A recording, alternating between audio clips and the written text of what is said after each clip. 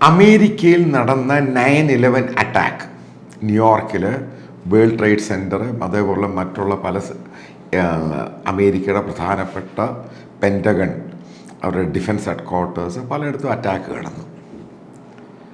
ലോകം മുഴുവൻ ശ്രദ്ധിക്കപ്പെട്ടു. ഇപ്പം ഈ അറ്റാക്കിൻ്റെ പിറകിൽ അൽ ഖൈദയായിരുന്നു. അവർ തന്നെ സമ്മതിച്ച കാര്യമാണ്. അതിനെപ്പറ്റി നിങ്ങൾക്കറിയാവുന്ന വസ്തുതയാണ്. ഇപ്പം ചില ആളുകൾ ഇതുമായിട്ട് ബന്ധപ്പെട്ട് പുസ്തകങ്ങൾ എഴുതിയപ്പോൾ പറഞ്ഞ ഒരു പോയിൻ്റുണ്ട്. ഈ അമേരിക്കയിൽ ഈ അറ്റാക്ക് നടന്നതിൻ്റെ പിന്നിൽ ദൈവത്തിൻ്റെ കൈകളായിരുന്നു. അപ്പം അതെന്താണെന്ന് നോക്കാം. എന്തുകൊണ്ടാണ് അവരങ്ങനെ പറയാനുണ്ടായ സാഹചര്യം? അപ്പം ഞാനും വിശ്വസിക്കുന്നുണ്ട്, അങ്ങനെ ഒരു അറ്റാക്ക് നടന്നില്ലായിരുന്നുവെങ്കിൽ ലോകം എവിടെ പോകുമായിരുന്നു? അതാ ചോദ്യം. അപ്പം ഇതിനെ നെഗറ്റീവായിട്ട് കണ്ട, പോസിറ്റീവായിട്ട് കണ്ടാൽ മതി. അമേരിക്കയിൽ അറ്റാക്ക് നടക്കണം എന്നുള്ള കാര്യമല്ല ഞാൻ ഈ പറയുന്നത്. എന്താണിത് പറയാനുണ്ടായ കാര്യം? നിങ്ങൾക്കറിയാം, അൽ ഖൈദ, ഒസാമ ബിൻ ലാഡൻ, അതായത് റാഡിക്കൽ വഹാബിസം, സലഫിസം, ഇസ്ലാമിൻ്റെ ഡോക്ട്രീൻ ഏതെങ്കിലും രീതിയിൽ അമേരിക്കയും ഇസ്രായേലിനെയും തകർക്കുക, പിന്നീട് അത് വളരെ ക്ലാരിറ്റിയായി ഇസ്ലാം ഒഴികെയുള്ള എല്ലാവരെയും, ഇസ്ലാമിക വിശ്വാസം ഇല്ലാത്ത എല്ലാവരെയും, അതിനകത്ത് ഇറാനുമുണ്ട്, അവരെ മുഴുവനും തകർക്കുക. ഇതായിരുന്നു അദ്ദേഹത്തിൻ്റെ ഫിലോസഫിയും അദ്ദേഹത്തിൻ്റെ റാഡിക്കൽ ഇസ്ലാം ഡോക്ട്രീൻ. ഇപ്പം ഈ 9/11 മുമ്പ് ആലോചിച്ച് നോക്കുക, എവിടൊക്കെയാണ് അൽ ഖൈദ ബോംബിങ് ചെയ്തത്? ടാൻസാനിയ, കെനിയ, അങ്ങനെ ലോകത്തിൻ്റെ പല ഭാഗത്തും എത്രയോ ആളുകളാണ് മരിച്ചിരിക്കുന്നത്. ആ സമയത്തൊക്കെ അമേരിക്ക എന്തുവാണ് പറഞ്ഞത്? അതായത് ജോർജ് W. ബുഷ്, അതായത് ജോർജ് ബുഷിൻ്റെ മകൻ അമേരിക്കൻ പ്രസിഡൻ്റാണ്. അപ്പോൾ അമേരിക്ക എടുത്തൊരു നയമുണ്ട് ഗൾഫ് വാറിന് ശേഷം. അപ്പോൾ ലോകത്തെ പലരും അമേരിക്കയെ ആൻറ്റി ഇസ്ലാം എന്ന് പറയുന്നതിൻ്റെ ഒരു വലിയ ഇഷ്യൂ ഉണ്ടായി. കാരണം ഇസ്ലാമിനെതിരെയാണ് അമേരിക്ക നിലനിൽക്കുന്നത് എന്നുള്ളൊരു പറച്ചിൽ, അത് വലിയ പ്രചരണം കിട്ടി അതിനകത്ത്. ഇപ്പം ജോർജ് W. ബുഷ്, അതായത് ജോർജ് ബുഷിൻ്റെ മകൻ പ്രസിഡൻ്റ് ആയപ്പോൾ അദ്ദേഹത്തിൻ്റെ ഒരു നയം ഉണ്ടായിരുന്നു. അതായത് ഇസ്ലാമിക രാജ്യങ്ങളുമായിട്ടും ഇസ്ലാമുമായിട്ടും പ്രശ്നമുണ്ടാക്കാൻ പോകണ്ട. അതിൻ്റെ ഭാഗമായിട്ടാണ് ഇപ്പോൾ ടാൻസാനിയ ബോംബിംഗ് ആണെങ്കിലും കെനിയ ബോംബിംഗ് ആണെങ്കിലും മറ്റ് ലോകത്തിൻ്റെ പല ഭാഗത്തും ബോംബ് ചെയ്തപ്പോഴും അമേരിക്കൻ സോൾജിയേഴ്സും അമേരിക്കക്കാരും മരിച്ചിട്ട് പോലും, കൊല്ലപ്പെട്ടിട്ട് പോലും അമേരിക്ക ഒസാമ ബിൻ ലാഡനെ ഫിജിറ്റീവ്, അതായത് ഒരു ക്രിമിനൽ എന്ന രീതിയിൽ പറയുകയും അയാളുടെ തലയ്ക്ക് ഇത്ര കോടി രൂപ വില കൽപ്പിക്കുകയും ചെയ്തിട്ട് ഇവരെ ആക്ഷനൊന്നും പോയില്ല. അതിനു മുമ്പ് ഈ താലിബാനിലോട്ട്, അഫ്ഗാനിസ്ഥാനിലോട്ട് ഒസാമ ബിൻ ലാഡൻ പോകുന്നതിന് മുമ്പ് അദ്ദേഹം ജീവിച്ചിരുന്നത്, അതായത് ഒസാമ ബിൻ ലാഡൻ എന്ന് പറയുന്ന വേൾഡ് റിനൗണ്ട് ക്രിമിനൽ ടെറർ എവിടെ ജീവിച്ചുകൊണ്ടിരുന്നത്? സുഡാനിലായിരുന്നു. അപ്പോൾ അവിടുന്ന് അമേരിക്ക ഇങ്ങനെ ഡിക്ലെയർ ചെയ്ത് കഴിഞ്ഞപ്പോഴാണ് അയാൾ താലിബാനിലോട്ട് പോകുന്നത്, അതായത് അഫ്ഗാനിസ്ഥാനിലോട്ട് പോകുന്നത്. ഇങ്ങനെ ഒരു അറ്റാക്ക് നടന്നില്ലായിരുന്നുവെങ്കിൽ, അതായത് ഈ അൽ ഖൈദ ഈ പറയുന്ന ന്യൂയോർക്ക് ടവർ അമേരിക്കയിൽ അറ്റാക്ക് ചെയ്തില്ലായിരുന്നുവെങ്കിൽ, നിങ്ങൾ ആലോചിച്ചിട്ടുണ്ടോ? അടുത്ത ആ ചോദ്യമായിട്ട് ബന്ധപ്പെട്ട് ലോകം എവിടെ പോകുമായിരുന്നു? ചോദ്യമാണിത്. അതായത് ഇന്ന് ഈ കാണുന്ന ലോകം ഇതേ രീതിയിൽ ഒരിക്കലും കാണുകയില്ലായിരുന്നു, ഉറപ്പായിട്ടും കാണുകയില്ലായിരുന്നു. കാരണം ഈ റാഡിക്കൽ വഹാബിസം, സലഫിസത്തിൻ്റെ ഡോക്ട്രീനിൽ കയറിയ ഈ ഒസാമ ബിൻ ലാഡനെ വലിയൊരു ശതമാനം ഇസ്ലാം വിശ്വാസികളായ യൂത്ത്സ്, ചെറുപ്പക്കാരെ ആകർഷിച്ചു. അതുകൊണ്ട് ലോകത്തിൻ്റെ വിവിധ ഭാഗങ്ങളിൽ നിന്നും അൽ ഖൈദയിൽ ജോയിൻ ചെയ്യുവാൻ അവരുടെ പല രാജ്യങ്ങളിലും പല യൂണിറ്റുകളും പല ഡിവിഷനുമായി. ഇപ്പം ഇവരുടെയൊക്കെ മേജർ ഒബ്ജക്റ്റീവ് എന്ന് പറയുന്നത് നിരപരാധികളായ മനുഷ്യരെ എങ്ങനെങ്കിലും കൊല്ലുക, അത് സൂയിസൈഡ് ബോംബ് വെച്ച് കൊല്ലുക, അവരെ നശിപ്പിക്കുക, എന്നിട്ട് സ്വർഗത്തിൽ പോവുക. എനിക്കറിയത്തില്ല ഇതൊക്കെ ഇസ്ലാമിലുണ്ടോ ഇല്ലയോ എന്നും. പക്ഷേ ഇതൊക്കെയായിരുന്നു അവരുടെ ഡോക്ട്രീൻ. ഇതൊക്കെയാണ് റാഡിക്കൽ ഇസ്ലാമിൽ കൂടെ അൽ ഖൈദയും ഒസാമ ബിൻ ലാഡനും അവരുടെ ശിഷ്യന്മാർക്ക് കൊടുത്തുകൊണ്ടിരുന്നത്. അപ്പോൾ അങ്ങനെ ഒരു രീതിയിൽ ഇത്രമാത്രം ഒസാമ ബിൻ ലാഡന് അനുകൂലമായിട്ട് ലോകത്തിൻ്റെ വിവിധ ഭാഗങ്ങളിലെ മുസ്ലിം ചെറുപ്പക്കാരും ജനങ്ങളും അതിന് ശരിക്കും സാമ്പത്തിക സഹായം കിട്ടിയിരുന്നു. കാരണം കോടീശ്വരന്മാരായ പല ഇസ്ലാമിക ലോകത്തുള്ളവർ, അതായത് പ്രത്യേകിച്ച് ഓയിൽ ബിസിനസ് നടത്തുന്നവർ ഈ ഒസാമ ബിൻ ലാഡനെ ഫണ്ട് ചെയ്തിരുന്നു. അത് ഈ ടെറർ ഫണ്ടിങ് എന്ന് പറയുന്നത് വലിയൊരു ടോപ്പിക്കായി അന്ന് മാറി. കോടികളുടെ ഫണ്ടിങ്ങാണ് കിട്ടുന്നത്. അപ്പോൾ അതിൻ്റെ അകത്തുനിന്ന് ഇവർക്ക് ആയുധങ്ങളും ഈ പറയുന്ന RDX എവിടെ ബോംബ് വെക്കാനൊക്കെ ഇഷ്ടം പോലെ ഫണ്ടിങ് ആയി. ഇപ്പം ആലോചിച്ചിട്ടുണ്ടോ നിങ്ങൾ മറ്റൊന്ന്? ഇതുമായിട്ട് ബന്ധപ്പെട്ട് പിന്നീടുണ്ടായ ഒരു ബൈ പ്രോഡക്റ്റാണ് കേരളത്തിൽ നിന്ന് തുടങ്ങിയ PFI. അപ്പോൾ അവരുടെ ഫിലോസഫി അതായിരുന്നു, ഇസ്ലാമിക ലോകം, ഇസ്ലാമിക രാജ്യം. അവരും ഇത് തന്നെയല്ലേ മുന്നോട്ട് വെച്ചിരുന്ന അവരുടെ റിലീജിയസ് പൊളിറ്റിക്കൽ ഫിലോസഫി, അതായത് പൊളിറ്റിക്കൽ ഇസ്ലാം. ഇനി അറബ് രാജ്യങ്ങളിലോട്ട് പോകാം.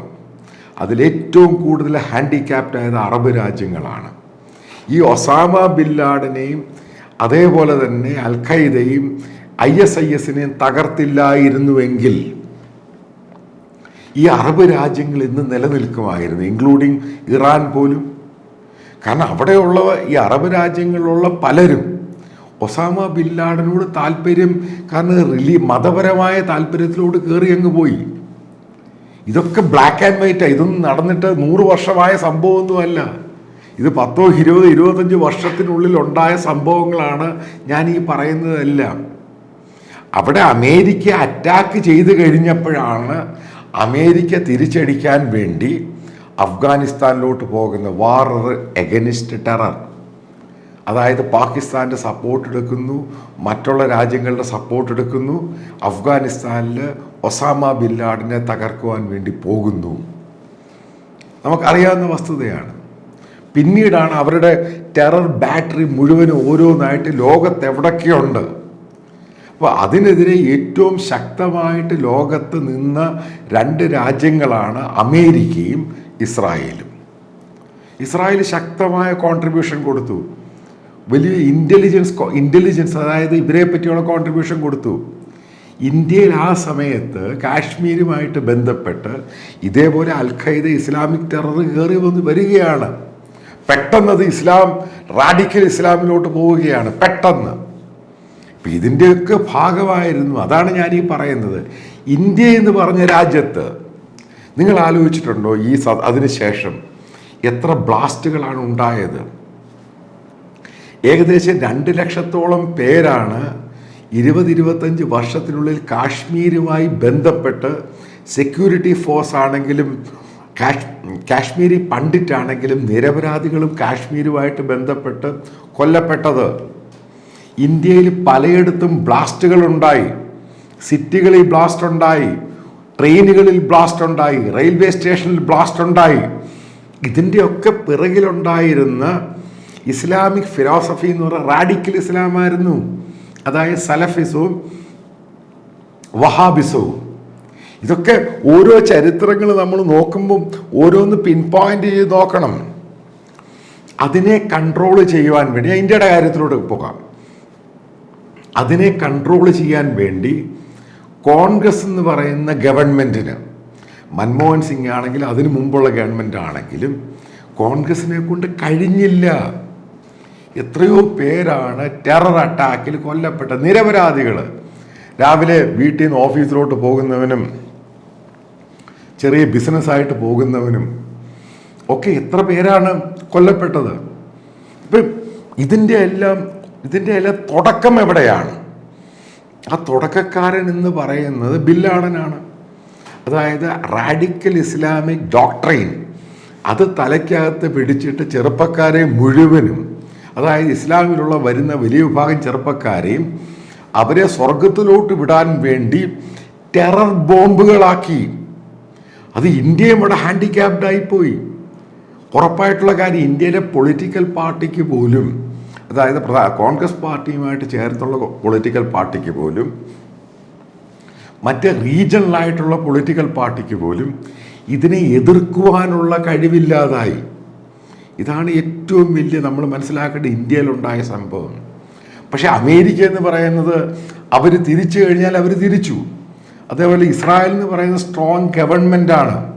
കാരണം ഇന്ത്യക്ക് അതേപോലെ എടുത്ത് അന്ന് പ്രവർത്തിക്കുവാൻ സാധിച്ചില്ല എന്നുള്ളതും വസ്തുതയാണ്. ലോകത്തെ അന്ന് എടുക്കാം.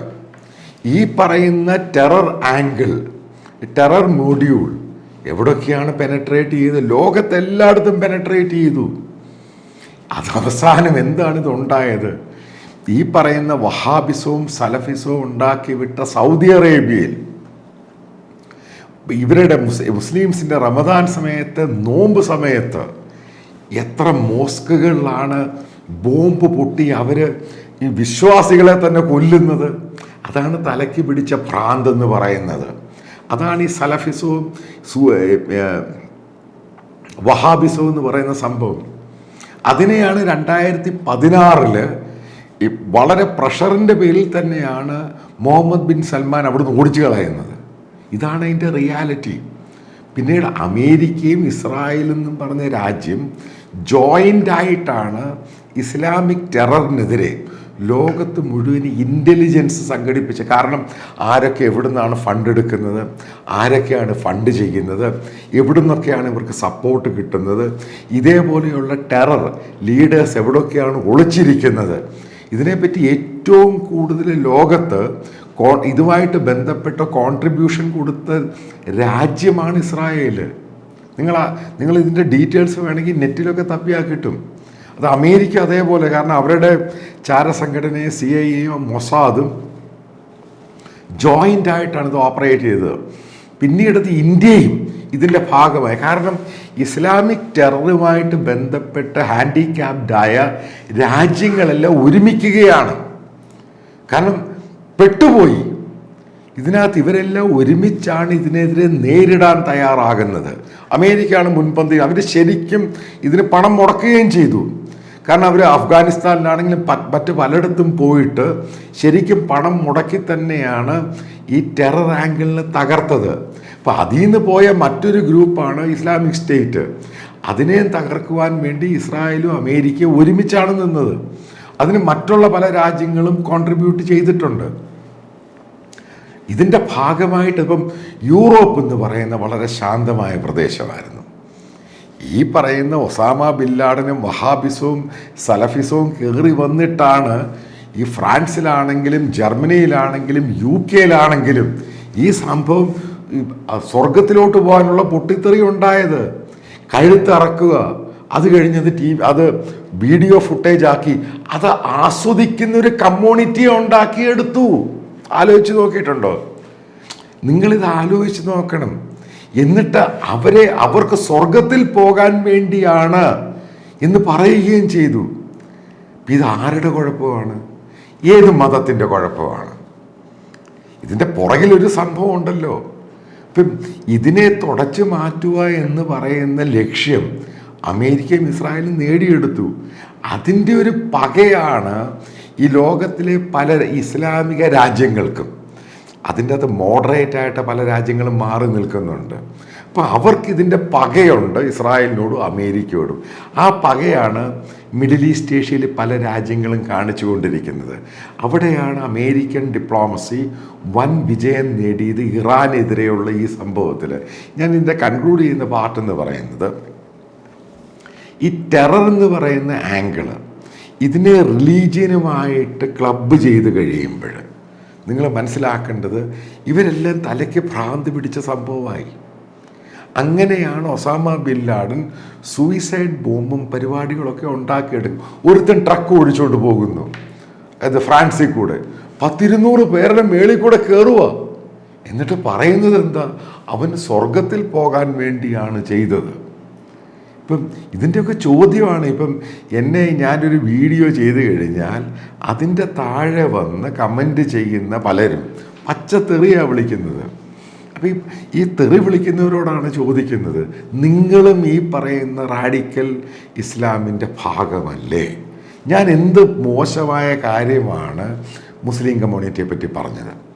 ഞാൻ പറഞ്ഞത് റാഡിക്കൽ ഇസ്ലാം, അതായത് ടെററിസം, അത് ലോകത്തെ നശിപ്പിക്കും, നിന്നെ നശിപ്പിക്കും. ഈ പറയുന്ന അറബ് ലോകം പോലും കാണുകയില്ലായിരുന്നു ഒസാമ ബിൻ ലാഡനും അബൂബക്കർ ബാഗ്ദാദിയും ഒക്കെ ജീവിച്ചിരുന്നിട്ടുണ്ടായിരുന്നുവെങ്കിൽ. കാരണം അവിടെയുള്ള രാജകുടുംബങ്ങൾ ഭരിക്കുന്ന രാജ്യം ഇതാണ് സംഭവം. അവിടെ ഇസ്ലാമിക് ഡോക്ട്രിനിൽ കൂടി ഇത് കയറ്റിയെടുത്തു കഴിഞ്ഞാൽ ഈ രാജ്യങ്ങളെല്ലാം തന്നെ UAE ആണെങ്കിലും സൗദി ആണെങ്കിലും ഖറ്റാർ ആണെങ്കിലും ഈ രാജ്യങ്ങളെല്ലാം സൊമാലിയ, സുഡാൻ പോലെ രാജ്യമായി മാറിയേനെ. അവിടെ കോൺട്രിബ്യൂട്ട് ചെയ്ത 2 രാജ്യങ്ങളാണ് ഇസ്രായേലും അമേരിക്കയും. അതൊക്കെ നിന്റെ തലയ്ക്കകത്ത് ഇടുക. അതിനുവേണ്ടിയാണ് ഈ വീഡിയോ ചെയ്തത്.